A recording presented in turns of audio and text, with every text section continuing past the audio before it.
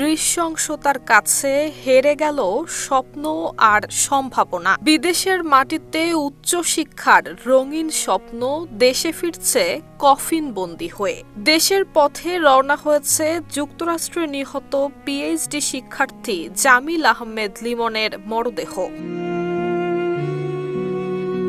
Dubai হয়ে Emirates এয়ারলাইন্সের একটি ফ্লাইটে আগামী ৪ মে সকাল ৮টা ৪০ হজরত শাহজালাল আন্তর্জাতিক বিমানবন্দরে পৌঁছানোর কথা রয়েছে মরদেহটির। ফ্লোরিডার অরল্যান্ডো বিমানবন্দর থেকে ২ মে স্থানীয় সময় রাতে মরদেহবাহী কফিনটি বিমানে তোলা হয়। এই তথ্য নিশ্চিত করেছে ওয়াশিংটনের বাংলাদেশ দূতাবাস। গত ১৬ এপ্রিল থেকে নিখোঁজ হওয়ার পর লিমনের জন্য যে প্রার্থনা আর প্রতীক্ষা শুরু হয়েছিল তা শেষ হয় গত ২৪ এপ্রিল এক হৃদয় বিদারক সংবাদে। ৭২ ঘন্টা ময়েশ্চার লক সমৃদ্ধ লিলি বডি ওয়াশ শিয়া বাটারের গুডনেস স্কিন রিপেয়ার করে রাখে সফট ও গ্লোয়িং। ফ্লোরিডার হার্ডওয়ার্ড ফ্রাঙ্কল্যান্ড ব্রিজ এলাকা থেকে উদ্ধার করা হয় তার ক্ষতবিক্ষত মরদেহ।